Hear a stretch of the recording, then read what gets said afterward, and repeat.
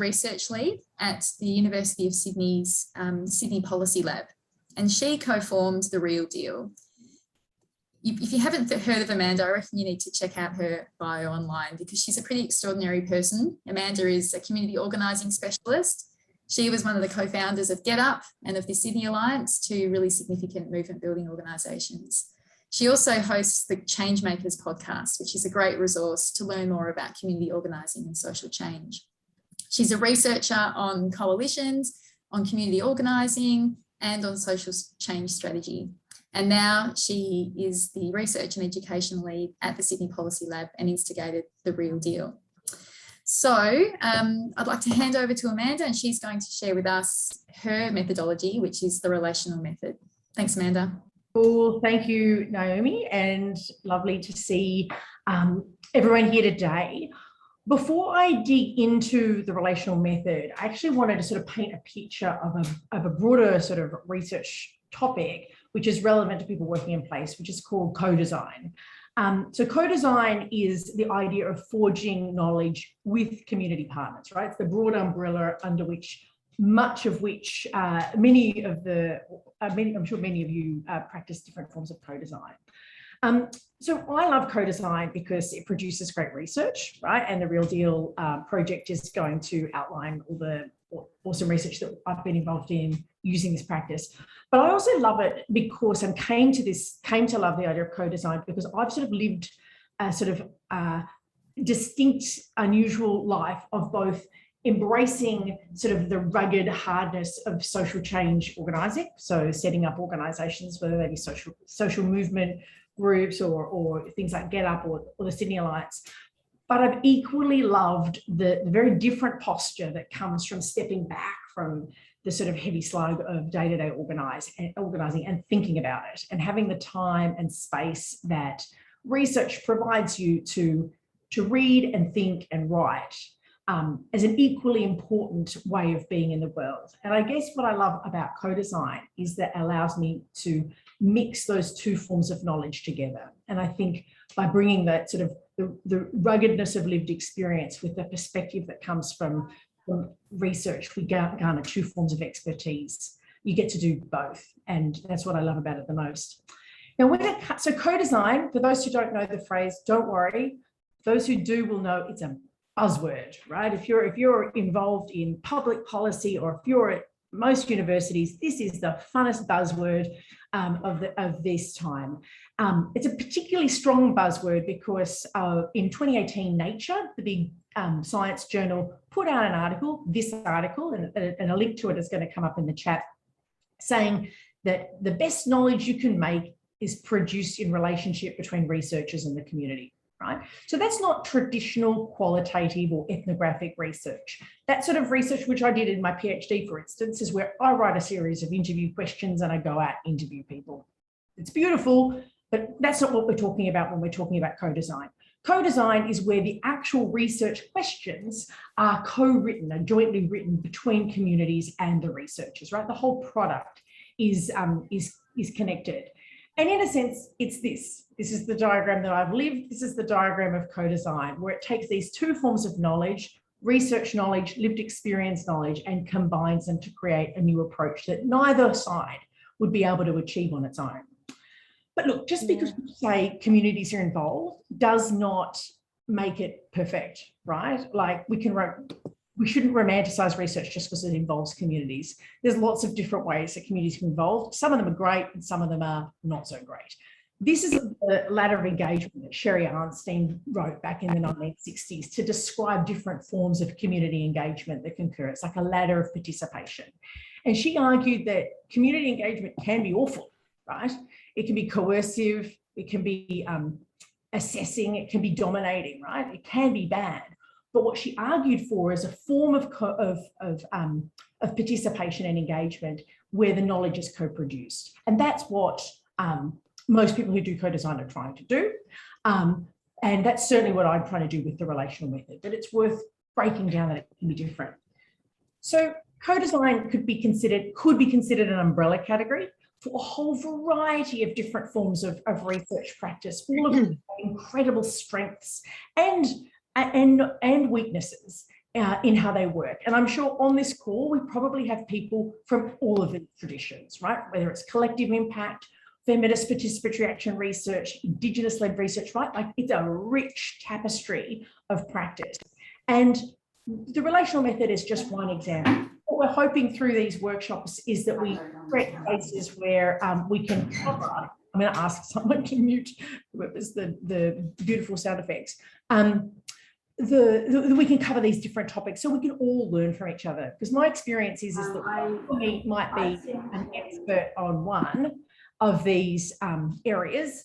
I don't know nearly enough about how the others work. And I don't doubt that that's the case for many across who do place-based research, and that's what we're trying to cultivate.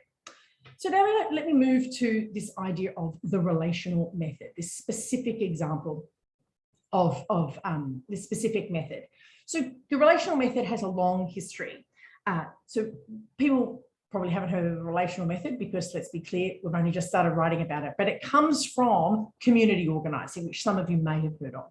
So community organizing came out of Chicago in the 1930s. It was developed by this guy called Saul Alinsky, who wrote a book called Rules for Radicals. Some of you know it, some of you don't, but you know, there's so much to discover about it. We're going to put a link in the chat to a bunch of podcasts that we prepared earlier on this topic that you can investigate if you want to get into what community organizing is about.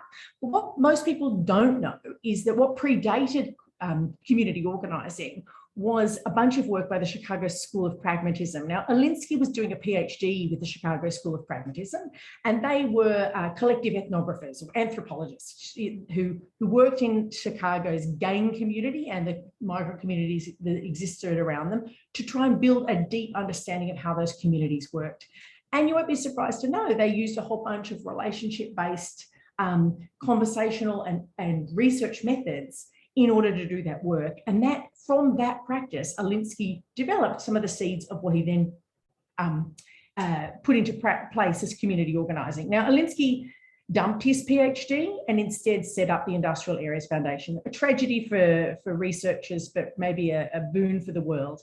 Organizing came out of that space, went all around the world. It's now in 84 cities in 4 continents.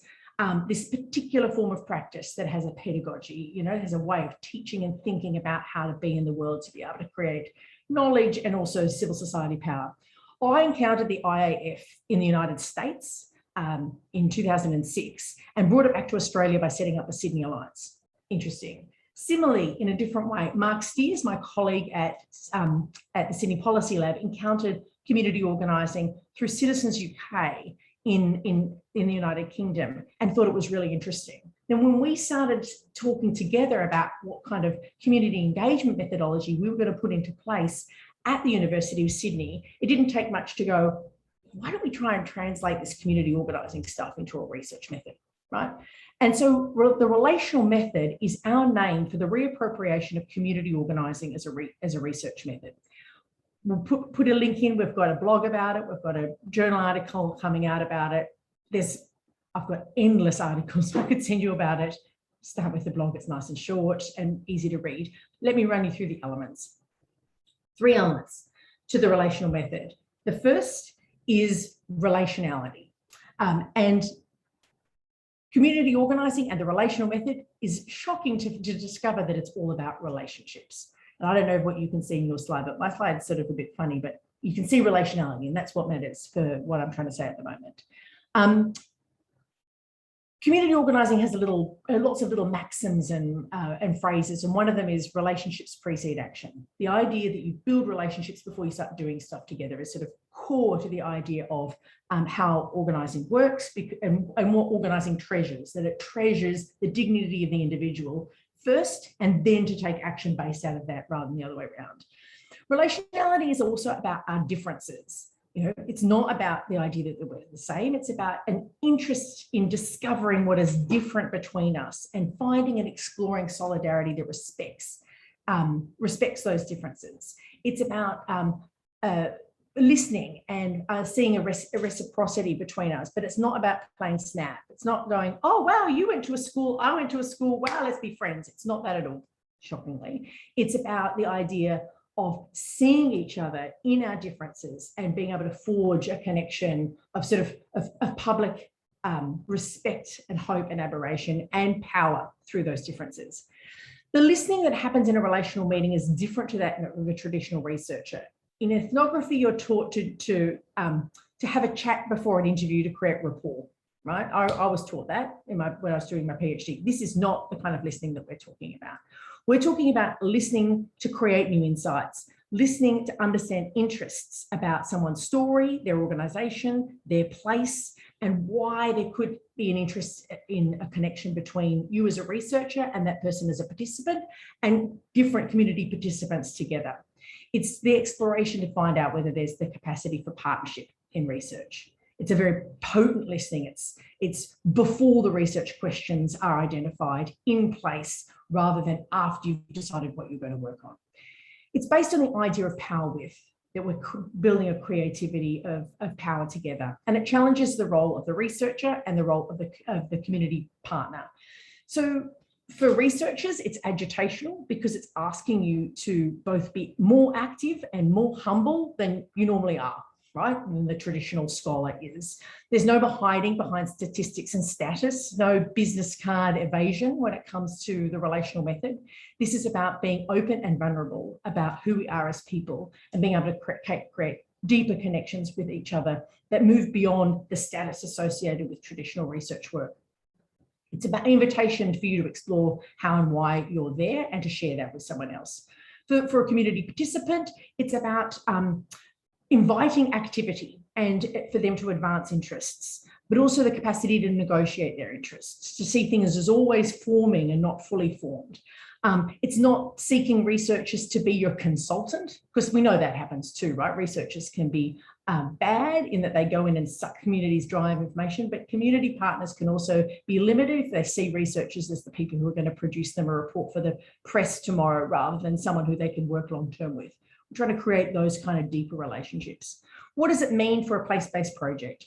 Relationality shapes how we do them. When we attend, it means we attend in our work to the small and the slow. So we love place-based work. We always build everything out of place. We do practice relational meetings. I can't get into the detail of a relational meeting, but I have prepared something earlier, which is a full training on how to run a relational meeting and how to watch one, and it's going to come up in the chat if people are curious. But these are exchanges where you exchange what makes us tick and who we are, not will you work on this project with me, please? Not that. People then come via these one-to-one relationships to group conversations where we're constantly surfacing and questioning and testing the possibility of what we might work on together, the questions we might explore together. It's a fueled cycle of investigation into the issues and a preparedness to change direction over time if that's where the energy is coming from. But you can't do this kind of work with anyone, right? Actually, you need to be discerning about who you're building relationships with. And that's the importance of point 2, the second element in the relational method, which is that we are worried and concerned and driven by an understanding of power.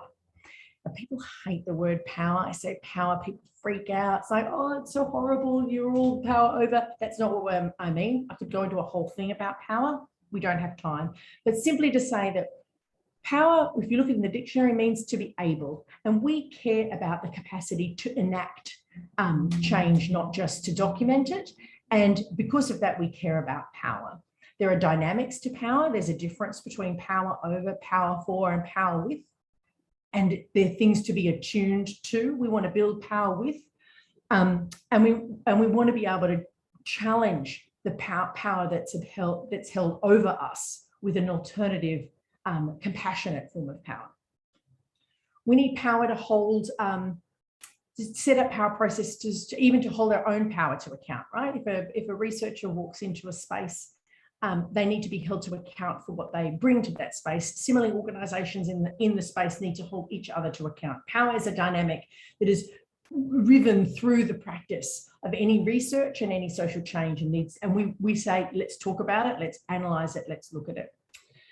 So what does it mean for place-based projects to be concerned about power? Well, we're analytical about power in everything we do. We're constantly analysing and making judgments about how our power is working in a space. We do power analysis. We map who has power and how it's exercised. And before everyone freaks out and says, oh, you must be just talking to the business community in town, that's not how we see power. We see power as organised people and organised money. We acknowledge that it is that too. And we want to be absolutely sure that we are in relationship with the largest number of people in a community. But not just that. We want to be in relationship with an incredibly diverse array of people in that community. We want to stand for the whole of the community. Like going to Western Sydney and just organising a bunch of big white churches is not what we mean by power analysis. We mean a rich interconnection across a diversity of people. And we also mean, if we're going to be walking on Aboriginal land, that power mix should also involve and lift up and work with the needs and concerns of our First Nations too.